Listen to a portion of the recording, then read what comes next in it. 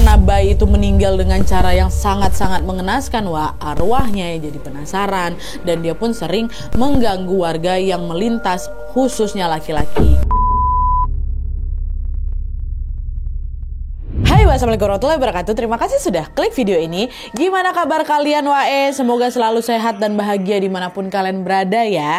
Seperti biasa malam ini aku akan kembali menemani kalian dengan membawakan satu kisah horor wawa part selanjutnya. Nah, sesuai banyaknya permintaan kalian yang minta aku buat ceritain KHW-KHW jadul, wak, malam ini aku dapat nih satu kisah jadul yang dialami langsung oleh neneknya Wawa di tahun 1970-an, wak. Kisah ini berhubungan dengan sesosok makhluk yang memiliki masa lalu kelam dan juga menyedihkan. Karena pengalaman hidupnya yang pahit ini, wak, sosok ini pun menyimpan dendam dan tidak segan-segan melakukan teror kepada orang-orang yang mengingatkan dia pada masa lalunya.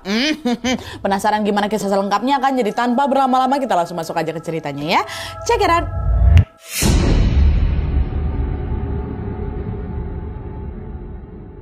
Nah, kisah yang akan aku ceritakan malam ini, wak, dikirim sama wak kita yang bernama Keira dari Banten. Halo Keira. Nah, jadi wak, kisah ini dialami oleh neneknya Keira yang bernama Nenek Marni pada tahun 1970-an. Dan untuk memudahkan ceritanya tanpa mengurangi rasa hormat, di video ini aku akan langsung menyebut nama tokoh-tokohnya aja, wak ya. Nah, jadi ceritanya pada tahun 1970-an itu Marni ini harus menghidupi 4 orang anaknya sendirian, wak, karena suaminya baru saja meninggal dunia.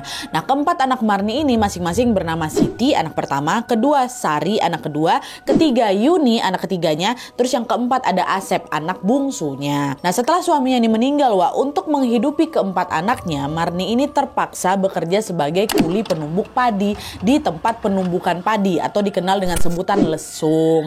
Nah, di desanya Marni ini, wak, hanya ada 2 lesung aja yang memang biasanya dijadikan sumber penghasilan oleh warga-warga desa. Lesung pertama berlokasi di tepi jalan besar dekat sama pemandian umum, sementara lesung kedua ini agak jauh, wak, terletaknya di area semak-semak yang jauh dari keramaian. Dan lesung kedua ini juga memang terkenal angker tuh. Nah, setiap harinya Marni ini bekerja di 2 tempat itu secara bergantian. Tapi akhir-akhir ini si Marni ini lebih sering bekerja di tempat pertama yang dekat sama jalan besar itu karena tempat itu juga kebetulan tidak jauh dari rumahnya. Nah, selama bekerja di lesung pertama itu, wak, Marni ini sama sekali tidak pernah mengalami kejadian-kejadian mistis. Aman-aman aja semuanya. Sampailah pada suatu hari Marni ini mulai mengalami sebuah gangguan aneh. Jadi ceritanya hari itu pekerjaan si Marni ini jauh lebih banyak dari biasanya, wak. Dan sampai waktu sudah maghrib tiba, wak, Marni ini masih berusaha menyelesaikan pekerjaannya. Belum selesai juga pekerjaannya itu. Nah, di sisi lain karena mama yang nggak balik-balik, Asep anak bungsunya ini memutuskan untuk menjemput ibunya, menjemput Marni yang ada di lesung pertama. Setibanya di sana, Asep ngajak mamanya pulang kan. Bu, ayolah bu, pulang bu, udah jam segini loh, kata gitu. Oh iya nak, bentar lagi bu, selesaikan dulu nih, dikit lagi selesai, kata Marni. Dah, Marni pun lanjut lagi kan bekerja sampai akhirnya tugasnya selesai, wak. Nah, setelah selesai Marni pun mengajak si Asep pulanglah ini ke rumahnya. Baliklah mereka berdua. Nyampe di rumah Marni ngerasa gerah, wak, keringatan, dia akan bekerja seharian ya kan. Nah, karena risih Marni pun bergegaslah mandi di pemandian umum yang ada di desa situ. By the way, memang zaman itu kan di desanya Marni atau mungkin di beberapa desa belum ada toilet kan, wak, di rumahnya. Jadi kalau misalnya mau mandi ya terpaksa harus memakai pemandian umum yang dipakai sama warga-warga lain. Dan pemandian umumnya kan ada dekat si lesung pertama itu. Nah, pas Marni ini mau pergi mandi, wak, Sari anak keduanya nanya ke mamanya, ibu yakin mau mandi malam-malam kayak gini? Emang ibu nggak takut? Jalan ke sana kan serem bu, aku anterin aja lah ya, kata dia gitu. Oh, udah nggak usah, kamu di sini aja, di rumah aja jaga adekmu, kata. Oh ya udahlah bu, hati-hati ya, kata si Sari kayak gitu. Nah, setelah berpamitan dengan anaknya, Marni pun segera pergi ke pemandian umum itu dengan membawa sebuah obor untuk penerangan di perjalanan. Nah, meski suasana pada saat itu memang udah gelap, udah sepi juga, Marni nggak takut sama sekali, wak, karena ya nggak ada sesuatu yang perlu ditakutkan. Walaupun memang di sana agak seram gitu jalannya. Orang biasanya si Marni malam-malam ke sana biasa aja kok gitu. Tapi di saat dia balik ke rumah setelah dia selesai mandi ini, di saat dia balik ke rumah, tiba-tiba Marni ini ngerasa ada sesuatu yang dingin, wak, dingin kali kayak es hinggap di kakinya. Apa nih? Kok dingin kali kaki aku? Nah, meski ngerasa janggal, waktu itu si Marni nggak berpikir macam-macam, wak. Dia kembali jalan lah seperti biasa. Tapi di saat dia akan melewati sebuah tanjakan, wak, tiba-tiba Marni dengar ada suara seorang laki-laki ngomong, "Hei siap, kata dia gitu. Kau gitu, pakai bahasa Sunda yang kasar, siap, kata gitu kan. Nah setelah mendengar suara itu, refleksi Marni nengok lah kan ke sekelilingnya, siapa yang negur aku nggak sopan kayak gitu. Tapi begitu dia nengok ke sekeliling, wah ternyata nggak ada siapa-siapa tuh, ya kan. Nah karena takut di situ, perasaan Marni udah nggak enak, Marni lari lah itu kan, meninggalkan tempat itu sekuat tenaga, sampailah dia ke rumah. Nah sesampai di rumah, si Asep anak bungsunya terkejut tuh waktu nengok mama ada pucat kali waktu balik. Ibu kenapa kok kayak orang ketakutan gitu, kata si Asep kan. Nggak ada apa-apa kok, ibu cuman takut gelap aja, kata ibu. Takut anak nanti gelap juga, aku bisa diceritain. Nah setelah dia ngerasa udah agak tenang, Marni pun mengajak anak-anaknya untuk makan malam, dan setelah itu mereka tidurlah ini, wah. Nah tidur juga nih si Marni. Nah pas lagi tidur pulas-pulasnya ini, Marni ngerasa ada sebuah tangan yang macam berusaha ngeraih kaki dia, wak, dari sela-sela lantai. Dan by the way, wak, rumahnya Marni itu masih terbuat dari bambu ya, jadi ada sela-selanya gitu, macam dipegang kakinya kan, wak. Nah karena kaget, detik itu juga si Marni langsung terbangun. Nah pada saat itu dia berpikir, mungkin yang ngeraih kaki aku barusan tuh ya salah satu dari keempat anaknya lah. Pasti anak-anak lagi ngejailin aku ini, entah mungkin lagi mau manggil aku apa kayak gimana gitu kan. Tapi waktu dilihat, keempat anak lagi pada tidur semua. Kalau anak aku tidur terus siapa megang kaki aku tadi itu? Nah bersamaan dengan itu, wak, tiba-tiba ada sekelebat hawa aneh yang langsung bikin Marni ini merinding. Biasanya nggak pernah kayak gitu. Ini tiba-tiba, kok gak enak ya hawanya. Karena takut, Marni pun langsung menutupi wajahnya dengan selimut dan kembali tidur lagi. Dah. Nah keesokan harinya, wak, Marni pun bangun dan beraktivitas seperti biasa.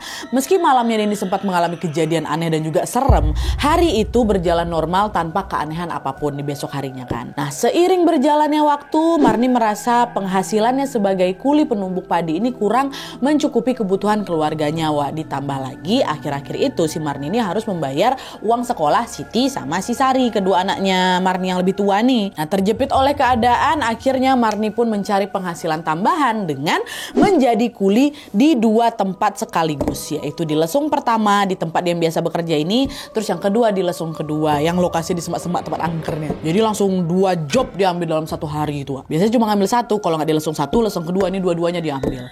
Nah jadi setelah dia selesai bekerja di lokasi pertama, Marni lanjutlah itu bekerja di lokasi kedua. Di lokasi kedua ini dia lakukan setengah hari sampai malam tiba. Nah awalnya kebiasaan itu memang berjalan lancar-lancar aja, wak. Tapi setelah beberapa hari berlalu, Marni kembali menemui adanya gangguan.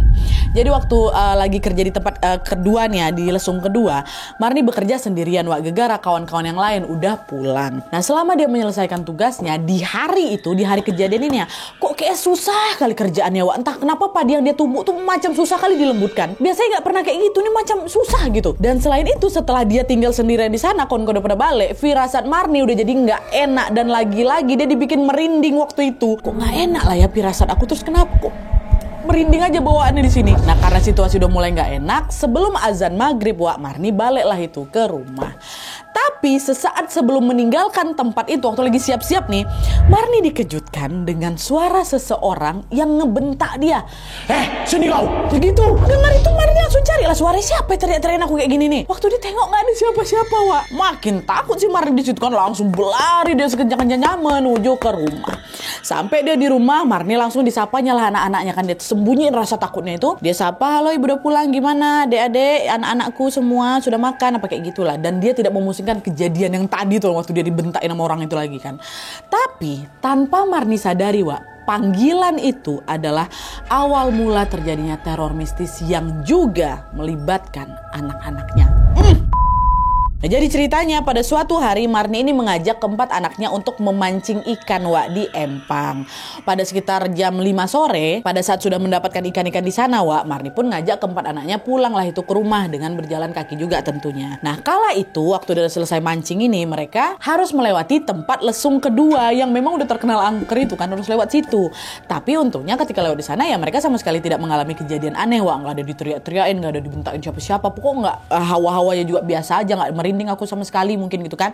Bahkan keempat anak Marni yang ada di situ juga bisa mencairkan suasana gitu loh, wak, dengan saling bercanda dan juga bersenda gurau gitu. Jadi suasananya enak lah gitu walaupun udah agak sore dan lewat tempat angker. Dan setelah melewati perjalanan yang cukup panjang, wak, Marni dan keempat anaknya pun tibalah itu di rumah. Malam itu Marni langsung memasak ikan yang mereka dapat tadi, dan setelah itu Marni pun mengajak anak-anaknya untuk makan dan setelahnya tidur. Nah pas lagi enak-enak tidur ini, wak, Marni mendadak kebangun.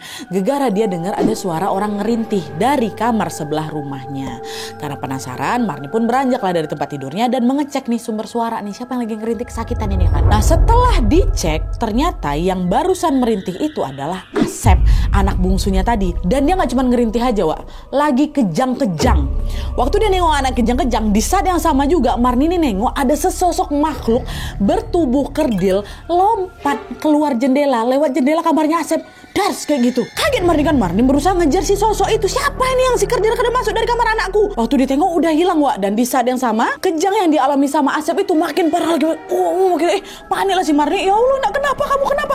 Kok kamu bisa kejang-kejang kayak gini? Karena panik yang bisa Marni lakukan pada saat itu hanya memeluk tubuh kecilnya Asep dengan perasaan khawatir. Nah tenang, ibu ada di sini, ibu anak ada di sini gitu kan.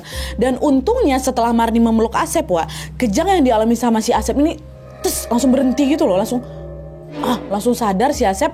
Dan waktu itu pun anaknya itu sadar kayak linglung tuh loh. Kamu kenapa nak? Ada apa tadi? Tadi itu siapa? Kenapa bu? Aku kenapa? Kayak gitu si Asep Wak. Tadi kamu sama siapa? Enggak, aku tidur kok, kata dia kayak gitu. Nah meski merasa janggal di sini, pada saat itu Marni berusaha untuk tidak berpikir macam-macam. Mungkin aku salah tengok kali ya. Lagi pula mana ada orang kerdil dekat kampungnya, aku nggak pernah nengok kok. Dan lagi-lagi selama tinggal di sana nggak pernah ada kejadian yang serem Wak. Dah dia nengok anaknya udah enakan, udah nggak panik juga. Dan setelah dia merasa situasi udah mulai aman, Marni dan juga Asep pun kembalilah tidur lagi sampai pagi tiba. Udah. Cuman tadi malam itu si Marni nengok ada orang kerdil, sosok kerdil yang keluar dari kamarnya Asep lewat jendela. Pertama dia pikir aku salah lihat aja gitu kan pertamanya. Tapi yang jelas Wak, sejak kejadian itu entah kenapa Asep ini selalu ngalamin kejang hampir setiap malam. Dan anehnya setiap kali Asep ini ditemukan kejang, Marni selalu melihat hal yang sama. Tadilah ada sosok makhluk bertubuh kerdil keluar, meloncat entah lewat jendela, entah lewat atap, entah lewat salah-salah lubang yang ada di lantai itu kan. Pokoknya selalu kabur kalau misalnya Marni datang. Ada si sosok itu udah merinding. Saking seringnya melihat sosok itu Wak, Marni akhirnya sadar kalau aku gak mungkin halusinasi. Gak mungkin, itu pasti sosok aneh nih. Ini pasti ada yang gak betul nih. Sosok ini betulan nyata dan betulan memang sering masuk ke dalam rumah aku. Tapi karena sosok itu tuh selalu datang di saat Asep ini mengalami kejang-kejang, jadi Marni tuh gak punya kesempatan buat mendekat atau melihat atau bahkan mengejar si sosok itulah. Dia kan pasti lebih milih ngurusin anaknya lah kan. Ya wajar lah, setiap ibu kan pasti kayak gitu. Jadi dia lebih fokusnya ke siapa ini, ke si Asep. Itu sosok entah lari kemana, entah kayak gimana bentuk asli wujud nyatanya tuh kayak gimana gak jelas. Tapi yang Marni ingat ada sosok kerdil kabur kalau misalnya anaknya kejang. Keanehan demi keanehan pun terus berlanjut Wak. Dan puncaknya pada suatu hari, Asep ini bukan cuma kejang-kejang, tapi muntah-muntah dan dia mengalami demam tinggi Wak. Nah khawatir dengan keselamatan anaknya, Marni pun langsung meminta bantuan untuk bantuan di luar rumah dan meminta bantuan para warga tentunya. Dalam waktu singkat, rumah Marni ini pun langsung dipenuhi oleh orang-orang yang berdatangan untuk bisa melihat dan juga menjaga kondisinya si Asep. Nah di antara warga-warga itu Wak, ada sesepuhnya desa namanya Pak Maman. Datang juga nih Pak Maman ngecek kondisinya si Asep, ngejenguk lah gitu. Nah karena memang orang lagi ramai datang, Marni pun menyuguhkan teh dan juga kopi kepada mereka-mereka semua. Marni pergilah itu kan keluar rumah untuk memasak air menggunakan tungku Wak. Nah di saat akan mengambil kayu bakar, di sini Wak, Marni dikejutkan dengan kemunculan makhluk kerdil yang berwajah mengerikan. Bukan dia kabur Wak, tegak di hadapannya si Marni. Dan kalian tahu sosoknya kayak mana? Sosoknya bayangkan ya, matanya satu, tangannya satu, kakinya satu, kepalanya bulat tidak sempurna dan badannya kecil, kerdil, bantet. Itu yang ada di hadapan Marni waktu dia mau bikin air tuh. Melihat pemandangan semengerikan itu, apa nggak menjerit si Marni? Ya, setan! Gak lama setelah teriak, tubuh Marni pun tiba-tiba lemas. Dia langsung tekulai ke tanah Wak, saking dia syoknya. Nah di sisi lain, warga yang mendengar teriakan Marni itu langsunglah cepat ngampirin si Marni dan langsung membopong si Marni masuk ke dalam rumah. Nah melihat wajah Marni yang pucat, nah si Pak Maman, si sesepuh tadi langsung membacakan doa dan memberikan segelas air untuk diminum sama si Marni. Seolah-olah Pak Maman udah tahu sesuatu gitu Wak. Dan tepat setelah meminum air itu, kondisi Marni pun berangsur-angsur membaik. Langsung ditanya sama Pak Maman, tadi Marni lihat apa? Kok kayak ketakutan kayak gitu? Kamu kasih kasih tahu sama saya, kata si Maman kayak gitu. Nah disitulah Wak Marni pun menceritakan tentang makhluk bertubuh kerdil itu. Pak, saya lihat kayak gini kata gitu. Dan di situ Marni juga nambahin cerita kalau beberapa hari belakangan ini Pak, setiap kali anak saya kejang-kejang, saya memang selalu ngeliat sosok itu, tapi saya nggak sempat ngejar, nggak sempat nengok dia secara jelas. Baru tadi saya nengok dia jelas Pak, kayaknya memang dia lah itu. Pokoknya setiap kali Asep kejang, dia tuh ada Pak, tapi dia kabur. Tadi tuh baru jelas kali saya nengok dia. Nah Pak Maman waktu dengar itu langsung bilang, berani-beraninya dia masuk ke rumah warga. Bahaya nih kalau harus dibiarkan. Tiba-tiba ngomong kayak gitu. Lah, emangnya Bapak tahu siapa dia Pak? Kenapa dia ganggu keluarga saya? Pak Maman jawab lagi, sosok itu namanya Galeong. Dia memang jahat kali dan dia ini selalu mengganggu warga yang lewat di dekat tempat menumbuk padi. Tapi biasanya Bu ya, yang diganggu tuh selalu bapak-bapak dan jarang kali ganggu perempuan. Ini makanya saya heran kenapa dia ganggu kamu. Kamu kan perempuan. Bahkan dia sampai ke rumah ini loh. Biasanya dia cuma ngegangguin dekat lesung-lesung itu aja. Kenapa dia sampai ke rumah sini?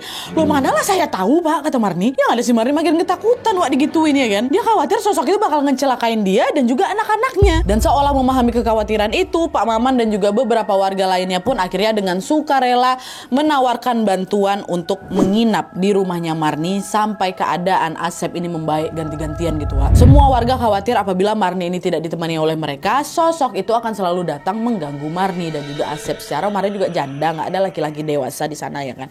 Akhirnya ganti-gantian lah ini warga ngejagain dia. Dan setelah warga itu rutin menginap di rumahnya si Marni Wak, untungnya sosok Galeong tuh udah nggak pernah datang lagi. Tapi meskipun begitu, Asep ini masih juga ngalami kejang-kejang Wak di setiap tengah malam. Jadi suasana udah berubah. Walaupun si sosok itu nggak ada lagi menampakkan diri, Asep masih juga kejang-kejang. Hari pun berganti dan setelah 1 bulan Wak, 1 bulan warga tuh bergantian menginap di rumahnya Marni, kondisi Asep ini belum menunjukkan perubahan yang signifikan. Dan pada suatu hari sosok Galeong ini datang lagi Wak. Dan kali ini dia melakukan teror yang jauh lebih ekstrim lagi. Jadi pada suatu malam yang kayak biasalah Asep tidur di ruang tamu dengan ditemani oleh bapak-bapak yang menginap. Sedangkan Marni tidur di kamar pertama dan ketiga anak yang lain yang cewek-ceweknya ini Wak tidurlah di kamar kedua. Nah awalnya gak ada sesuatu yang aneh Wak, 1 bulan ya kayak gitu aja lah. Tapi saat waktu menunjukkan tengah malam tiba-tiba Asep kejang lagi Wak. Cuman kejangnya gak biasa, mulutnya langsung berbusa. Nah khawatir dengan keselamatannya Asep, salah satu warga langsung ngebangunin Marni, digedor pintunya Marni kan. Bu Marni ini Asep kejang-kejang lagi. Tapi tumben Wak diketok berkali-kali kayak gitu Bu Marni gak keluar. Biasa cuman Bu apa langsung keluar nih, langsung sadar. Ini gak keluar-keluar. Nah karena Marni gak keluar, warga langsung bangunin Siti lah, anak pertama yang tidur di kamar sebelah kan. Tolonglah kamu bangunin ibu kamu dari tadi ketok gak ada dibuka. Kamu aja yang ngecek sendiri ya gitu kata warga. Kan gak enak warga kalau main buka masuk pintu gitu aja kan Wak. Udah bangun Siti dibuka pintu, memang gak dikunci pintunya. Waktu dia tengok mamanya masih tidur Wak. Nah waktu Siti berusaha ngebangunin ibunya tapi gak bangun-bangun juga. Bu bangun Bu gitu. Terus gak sengaja tangannya Siti ini nyentuh lah tangannya si ibunya langsung ke kulitnya. Waktu itu Siti terkejut kali Wak. Dingin kali tangan mamanya. Bu, ibu bangun Bu. Langsung bangun Bu. Bapak tolong nih, kenapa ibu saya badannya dingin kali. Nah Pak Maman ada juga di situ Wak. Langsung datang semua ke kamar kan. Nah di situ Pak Maman kembali membacakan suatu doa lalu memercikan air putih ke kepalanya Marni. Marni dibangunkan gak bangun-bangun. Dan tepat setelah hal itu dilakukan, Marni tiba-tiba buka mata Wak. Cuman waktu dia buka mata langsung langsung tersengal-sengal napasnya, macam mau bisa lari keliling lapangan lah gitu. Dan belum sempat warga ini bertanya lebih lanjut waktu lagi buka mata itu Marni langsung bangkit, dia langsung ngampirin si Asep yang lagi kejang-kejang itu. Di situ Marni nangis jadi-jadinya Wak, gara-gara dia khawatir sama keselamatan anak bungsunya itu kan. Anakku Asep. Nah di tengah-tengah tangisnya lagi-lagi kejang yang dialami sama Asep itu berhenti setelah dipeluk sama mamanya ya kan. Melihat itu Marni langsung lega. Nak kamu nggak apa-apa kan, kamu nggak apa-apa karena ibu khawatir bakal kehilangan kamu kata gitu. Nah mendengar kekhawatiran ibunya Asep cuman senyum geleng-geleng Wak. Nah setelah situasi udah mulai tenang, memang biasanya Asep kayak gitu setiap kali sadar dia kayak oh aku kejang lagi kayak gitu loh Wak. Maka dia udah Bu ya aku nggak apa-apa kok kayak gitulah. Nah udahlah tuh kan setelah situasi udah mulai tenang, Pak Maman si sepuh tadi bilang lah nanya Bu Marni tadi Bu kenapa? Ibu kenapa bangun langsung kaget kayak gitu? Ibu mimpi didatangin sesuatu ya? Kata si Pak Marni. Coba ceritain sama saya. Nah di situ Marni pun menceritakan semua yang dia alami. Betul Wak, Marni mimpi waktu itu kan. Jadi di dalam mimpinya yang tadi dia susah kali dibangunkan itu, Marni melihat sosok Galeong itu datang lagi. Dan si sosok ini berusaha narik kakinya Marni. Nah karena nggak mau dibawa sama si sosok itu, Marni ngeberontak lah kan, dia berusaha melepaskan diri tapi nggak berhasil. Nah melihat si Marni ini berusaha berontak, si sosok ini bilang lagi, Aku mau anak laki-lakimu. aku ini dengar, Aku ingin masuk ke raganya dan kamu harus merawatku pada saat aku masuk ke raganya. nggak mau aku ya, jangan pernah kau ganggu aku, jangan pernah kau satu-satu lagi anakku. Ya udah, kalau kau nggak mau, kau yang kubawa ke alamku. Jadi kayak gitu di dalam mimpi itu memang. Nah meski takut di dalam mimpinya Marni ini berada di tendangnya kepala sosok itu kan, akhirnya terlepas lah itu dari cengkraman si sosok itu. Tapi semakin si Marni ini berontak sosok itu semakin mencakar kakinya Marni sampai kakinya berdarah-darah. Dan gak lama kemudian sosok itu pun melepaskan cengkramannya sama si Marni dengan wajahnya yang penuh amarah. Dan tepat setelah cengkramannya itu terlepas, nah disitulah baru si Marni terbangun dari mimpinya. Dan pas kebangun itu kalian tahu nggak, kakinya si Marni itu memang memar, tapi bukan berdarah-darah macam di mimpi, cuma memar tepat di kaki yang dicengkram sama si makhluk itu ada memarnya. Dah lah kan itu diceritakan lah sama Marni. Nah setelah mendengar cerita Marni, Pak Maman ngomong lagi, aduh nggak bisa dibiarin ini Bu. Kalau kita diam aja bisa-bisa si Galeong itu ngerenggut nyawanya kamu dan juga warga lain yang tidak bersalah. Saya harus temui dia sebelum terjadi petaka yang lebih besar. Katanya saya harus temui si Galeong. Akhirnya malam itu juga betul Pak Maman bersama rombongan-rombongan warga langsung pergi ke semak-semak tempat si lumbung kedua itu, tempat si sosok Galeong ini bersembunyikan. Markasnya lah gitu. Waktu itu Marni juga pengen ikut karena dia penasaran. Marni ikut juga ke sana.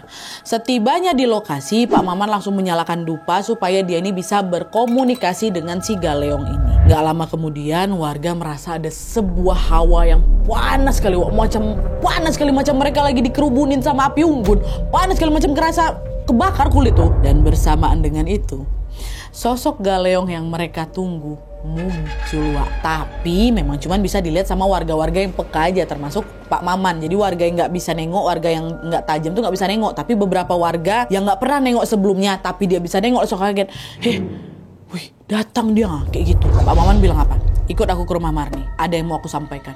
Disuruh ikutin mereka. Dan setelah mengatakan itu, Pak Maman bersama beberapa warga lainnya pergilah ini ke rumah Murni, diikuti sama Galeong. Galeong disuruh ke rumah Murni kan, ngikut pula dia tuh, nurut, ikut dia jalan. Ditengok sama beberapa warga yang bisa nengok. Nah, sampailah di rumah Marni, Pak Maman pun bercerita kepada warga siapakah sosok Galeong itu.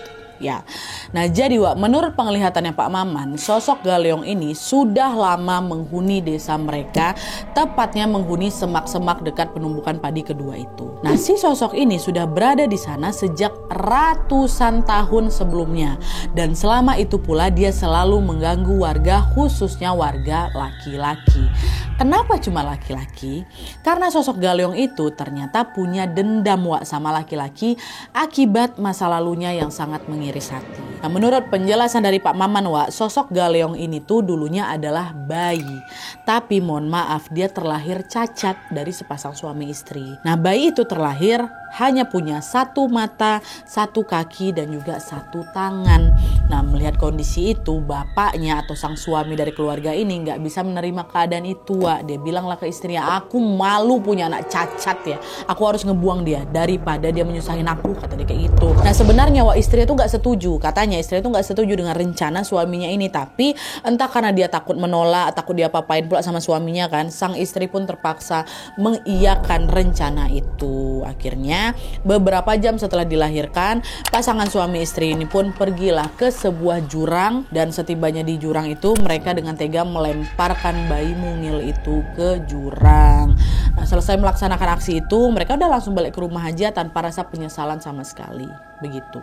Nah di sisi lain, bayi kecil yang dibuang ini dilempar dari atas ke bentur batu kepalanya kan. Dan mirisnya lagi, tidak ada yang menemukan jasad bayi itu sampai bertahun-tahun kemudian jurang tempat dia dibuang ini tertimbun tanah longsor dan berubah menjadi dataran yang rata. Dan dataran itulah kemudian dimanfaatkan oleh warga menjadi lesung atau tempat pembuatan padi. Nah itulah juga kenapa si sosok Galeong ini tinggal di sekitar lesung itu, dan di situ dia matinya. Nah terus karena bayi itu meninggal dengan cara yang sangat-sangat mengenaskan arwahnya jadi penasaran, dan dia pun sering mengganggu warga yang melintas, khususnya laki-laki. Kenapa? Karena sosok itu selalu teringat dengan perilaku bapaknya dulu yang dengan tega ngebuang dia dengan cara yang biadab kayak gitulah gitu.